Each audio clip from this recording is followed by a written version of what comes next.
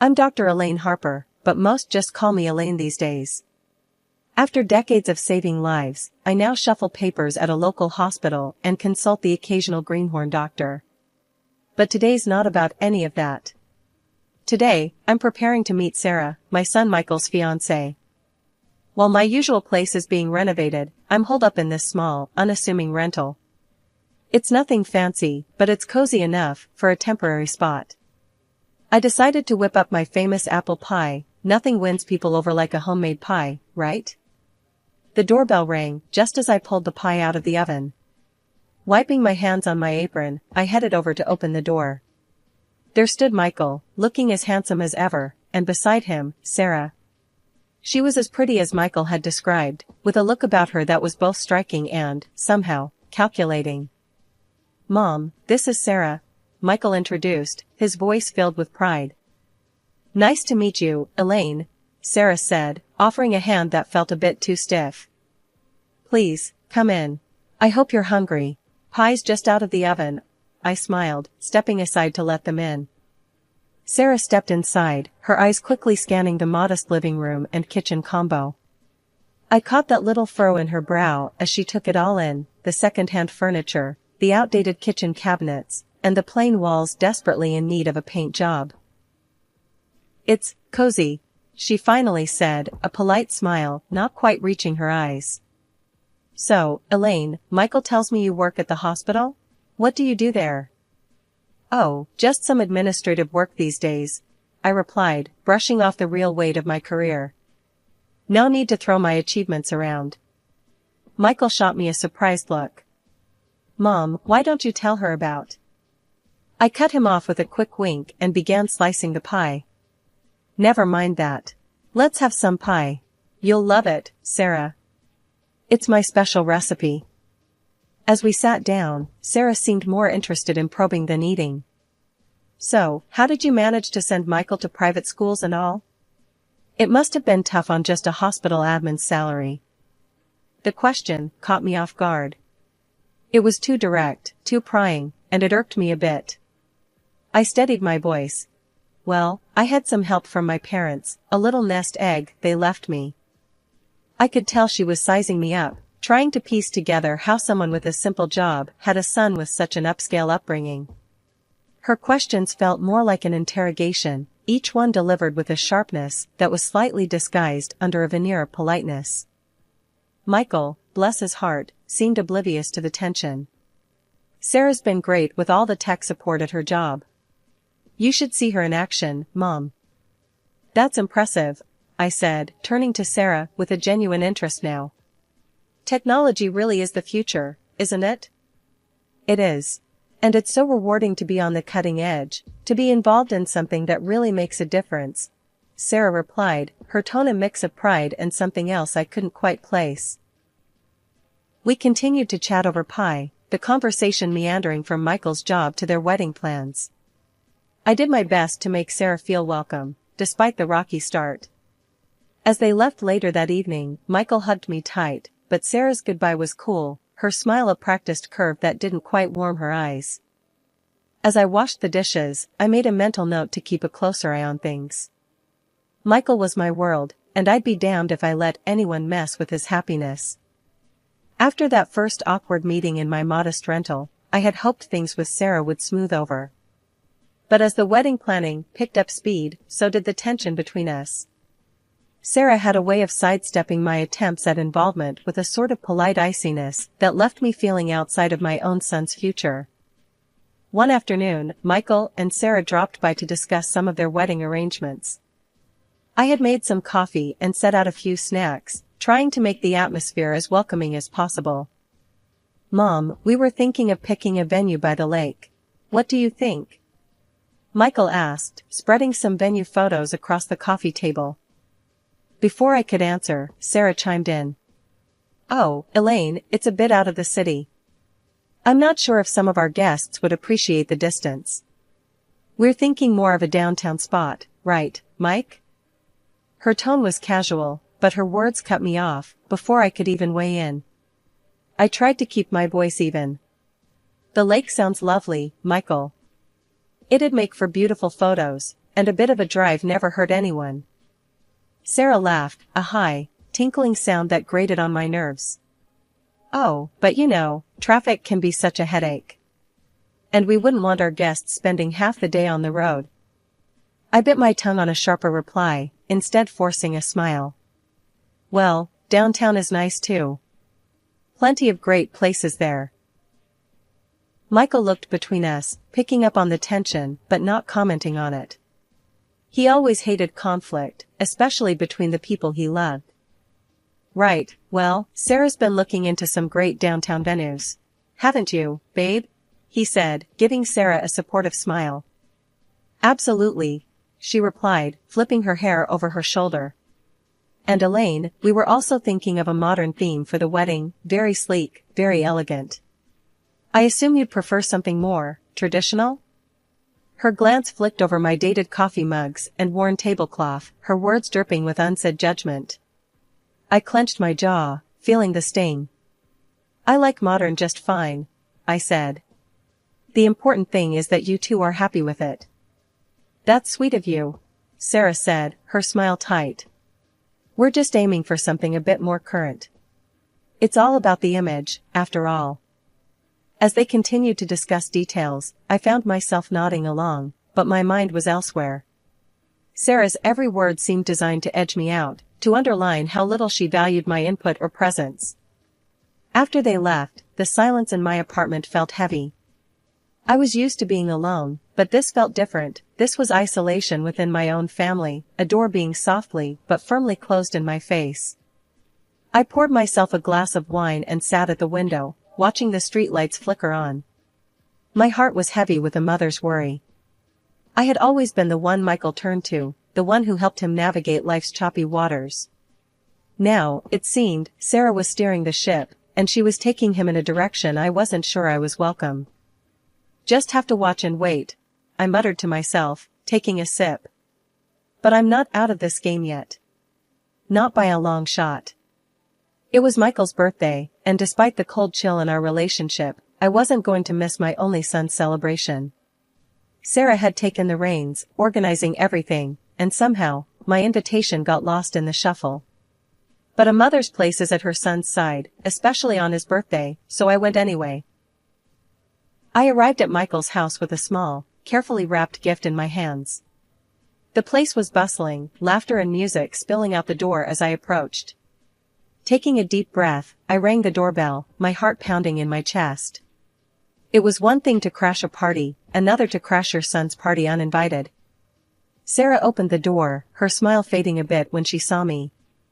Elaine, what a surprise. We weren't expecting you.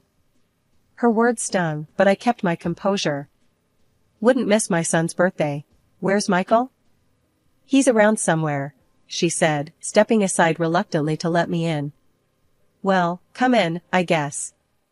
The house was decked out in blues and grays, a posh, modern look that screamed Sarah's touch. I moved through groups of people, none of whom I recognized. They were all Sarah's friends, young and trendy, the air filled with their laughter and the clinking of glasses. Finally, I found Michael, chatting with a group of people who looked to be colleagues from his work. Michael, I called out, my voice catching a bit. He turned, his face lighting up when he saw me. Mom, you made it. He excused himself and came over, giving me a big hug. I wouldn't miss it for the world, I said, handing him his gift. Happy birthday, honey. Thanks, Mom. I'm so glad you're here. He looked genuinely happy, but there was a hint of confusion in his eyes, as if he was trying to figure out why I'd say such a thing. Sarah appeared beside us, her smile tight. Michael, your friends were asking about you, she said, then turned to me. Can I get you a drink, Elaine? No, thanks, I'm fine, I replied, feeling out of place with her polite but cold demeanor. As the evening wore on, I tried to mingle, but Sarah's friends were a tight-knit group, and I felt like an outsider. Every conversation felt strained, with Sarah often interjecting to steer Michael away or dominate the discussions with tales of her work accomplishments and plans for their future. At one point, I overheard her talking to a friend, her voice just loud enough for me to catch. Yeah, it's a bit awkward that she showed up. I didn't think she'd come, given, the vibe. The words were like a slap. I wasn't just uninvited, I was unwanted. My presence was making her uncomfortable, or worse, embarrassing her in front of her circle. The realization was a bitter pill, and I found myself retreating to a quiet corner, nursing a drink I didn't remember accepting. Michael found me a little while later, his brow furrowed. "Mom, are you all right? You seem a bit off." I forced a smile, not wanting to ruin his day with my feelings. "Just a bit tired, that's all. It's been a long day." "Do you want to stay longer, or would you like me to drive you home?" His concern was genuine, but the last thing I wanted was to drag him away from his friends. "No, you stay. Enjoy your party. I'll catch a cab," I said, standing up. "I just wanted to see you and wish you happy birthday in person." He hugged me, looking worried. "Thanks for coming, Mom. I love you." "I love you too, baby. Always." With that, I slipped out, the sound of laughter echoing behind me as the door closed. The night air was cold, but it was a relief compared to the warmth of a party where I was clearly an outsider. It was a crisp morning, just one day before Michael's wedding. I was in my kitchen, the hum of the refrigerator, the only sound breaking the silence, when I heard a knock at the door. Expecting it might be the delivery, I wiped my hands on my apron and headed to answer. To my surprise, it was Sarah, standing there alone, her face set in a serious expression that didn't bode well. "Sarah, what brings you here this early?" I asked, managing a polite tone. She stepped inside without waiting for an invitation, her eyes scanning the modesty of my rented apartment with thinly veiled disdain. "Elaine, I'll get straight to the point. I'm here to make things easier for everyone. I have a proposal for you." "Oh?" I replied, curiosity piqued, despite the chill settling in my veins. She pulled an envelope from her sleek, oversized purse and held it out to me. "I'm offering you $1,000 to not attend the wedding tomorrow. We think it's for the best." I stared at her, dumbfounded, not from the shock of her audacity, but that she dared think this would be acceptable. "And why would you think I'd accept such an offer?" Sarah's lips twisted in a frown as she responded, "Let's be real, Elaine. Your presence might not mesh well with the kind of event we're planning. With all the important guests coming."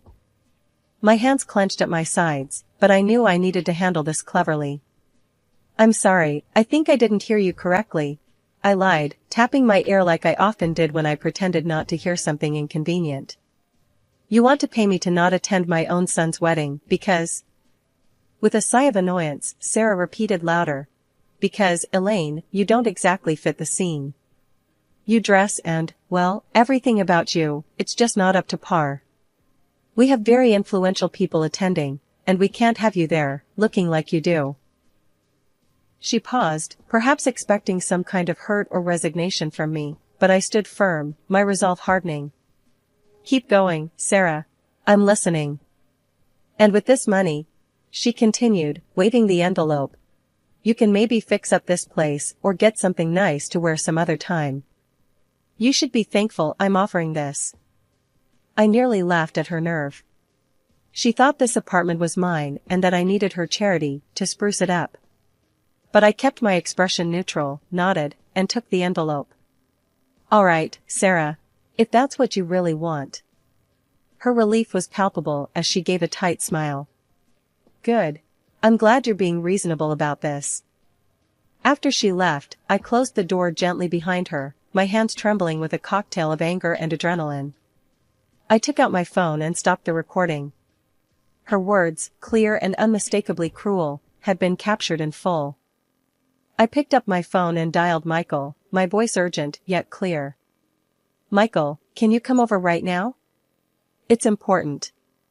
We need to talk about something serious." "Sure, Mom, I'll be there as soon as I can." "Is everything okay?" His voice was filled with concern, and I could tell he sensed the gravity in my tone. "Just come, we'll talk when you get here." When Michael arrived, he looked worried. He barely sat down before I said, "Listen to this," and played the recording of Sarah's proposition. The color drained from his face as he listened, his expression morphing into one of shock and hurt. "Mom, I'm so sorry you had to hear that. I can't believe she'd say those things," he stammered once the recording ended. "The wedding is tomorrow, Michael. What do you want to do?" I asked, my voice soft but firm, needing him to make the next move. He ran his hands through his hair, a sign of his frustration and confusion. "I want to confront her, tell her it's over, and cancel the wedding. I can't marry someone capable of this." I held up a hand, stopping him. "If you do that now, everyone will see you as the bad guy, and she'll play the victim. We can't let her narrative control the story." Michael paused, taking in my words. "So, what do we do?" "We need to show everyone her true colors. Let them see the Sarah I heard on this recording." My voice was calm, but carried the weight of my resolve. He nodded slowly, understanding the plan. "Okay, Mom. I won't say anything to her yet." After Michael left, I made several phone calls to old friends and former patients, people who knew me well and had been part of my life thanks to the surgeries I'd performed over the years. We talked about old times, and I hinted at needing their support, though I didn't dive into specifics over the phone. Sitting back on the couch, I felt a mix of anxiety and determination. Tomorrow would be a significant day, one way or another. I was ready to defend my family's honor and show everyone the kind of person Sarah really was. It wasn't just about stopping a wedding, it was about protecting my son from a life of manipulation and deceit. The wedding day arrived with a mix of nerves and a heavy sense of duty. Today would be a turning point, one way or another. As guests settled into the beautifully decorated hall, whispering excitedly about the day's events, I prepared myself for what was arguably the hardest thing I'd ever had to do. The plan was simple but devastating. Just before Sarah and her father were to make their grand entrance, a video showcasing the couple's journey together was scheduled to play. Instead, I had arranged with the AV technician to play the audio recording of Sarah's cruel proposition. My heart pounded as the moment drew near, knowing all too well the impact of what was about to be heard. As guests chatted and looked forward to the start, I signaled to the technician. The lights dimmed, and instead of the soft opening music of the couple's video, Sarah's voice filled the room, clear and sharp. "I'm offering you $1,000 to not attend the wedding tomorrow. We think it's for the best." You could hear the collective gasp, the murmur of confusion and shock as the guests processed the words. They looked around at each other, disbelief etched on their faces. Just then, the doors opened for what was meant to be Sarah's grand entrance with her father. The timing couldn't have been more poignant.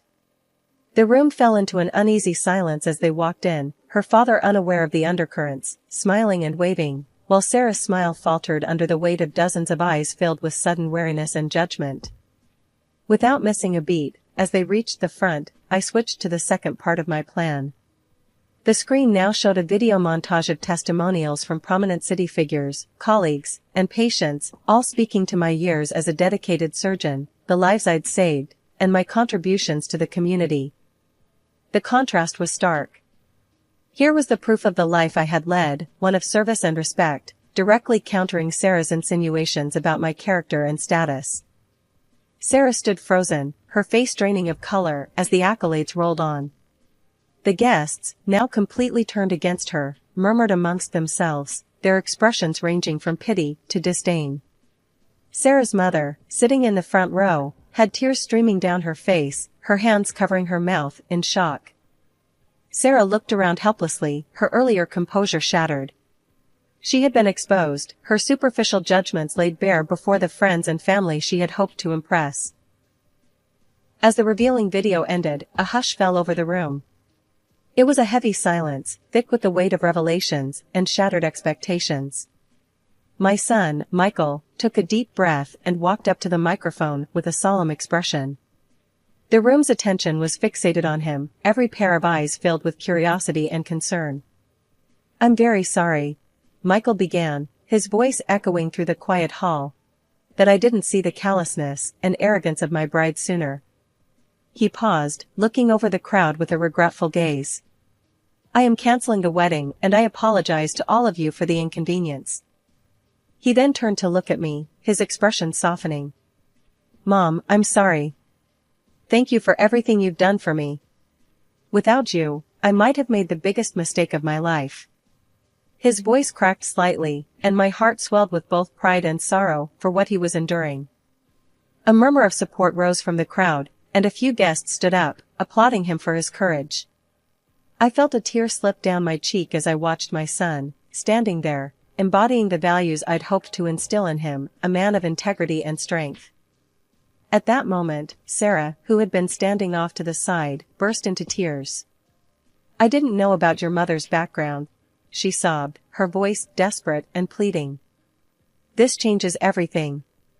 Please, Michael, can we just talk about this? But Michael shook his head, his decision firm. There's nothing left to discuss. It's over, Sarah. Even her own parents looked at her with a mix of shock and indignation, their expressions conveying their disappointment and disbelief at their daughter's actions. They had been caught in the uncomfortable position of witnessing their child's failings laid bare before a room full of guests.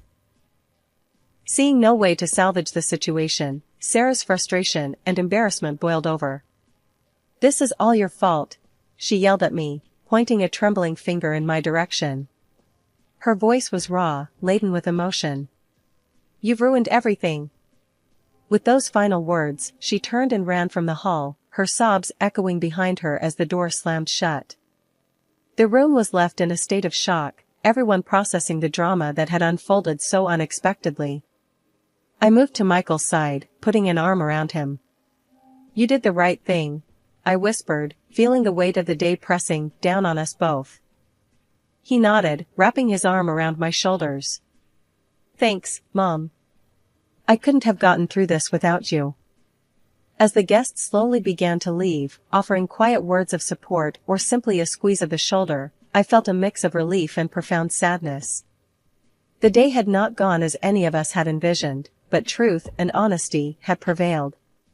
Michael was hurt, but he was free from a future that could have been much more painful. After the storm had settled, I wrapped up the renovation of my house. It's beautiful now, a place filled with peace and light, much like the new chapter of my life. 2 years had flown by since that fateful day. Sarah, Michael's ex-fiancée, tried to reach out to me a few times, pleading for reconciliation. But after everything, how could I? I firmly told her no each time. Last I heard, she was fired from her job. Turns out her boss was at the wedding, saw everything, and wasn't too pleased. She moved out of the city afterward, and I don't know where she is now. In the meantime, life moved on in the best ways possible. I retired from my administrative role at the hospital, finally giving myself the break I deserved after years of service. Not long after, Michael met Anna. She's a breath of fresh air, a truly beautiful soul inside and out. They got married last spring, and it was the kind of wedding we'd always dreamed of, full of love, laughter, and genuine happiness. Anna respects me greatly, and our bond is strong. It's a relief and a joy to see Michael so happy and well-matched. Just the other day, over a quiet dinner at my place, Anna mentioned how much she values our relationship. Elaine, I really admire how you handle everything with such grace. I'm so grateful for how welcoming you've been, she said, her sincerity touching my heart. I'm just thrilled to have you in the family, dear. You make my son happy, and that's all I could ever ask for, I replied, my voice thick with emotion. Their kindness and love filled the house that had once echoed with too many silences. Now, it was a home in the truest sense, brimming with the promise of future gatherings and family milestones. Feeling lighter and more adventurous than I had in years, I recently made a decision that surprised even myself. I booked a trip around the world. I've always put it off, but now, with everything falling into place, it felt like the perfect time. When I told Michael and Anna, they were thrilled. Mom, that's amazing. You've always talked about seeing the world, Michael said, his eyes lighting up. Yeah, and you've more than earned it, Anna added, giving me a hug. We'll manage just fine here. Go make some incredible memories. So, here I am, finalizing itineraries and packing bags, ready to explore the places I've only read about or seen in pictures. It feels like I'm not just traveling to different countries, but also towards a new phase of life, one where I can just enjoy and embrace the beauty of the world.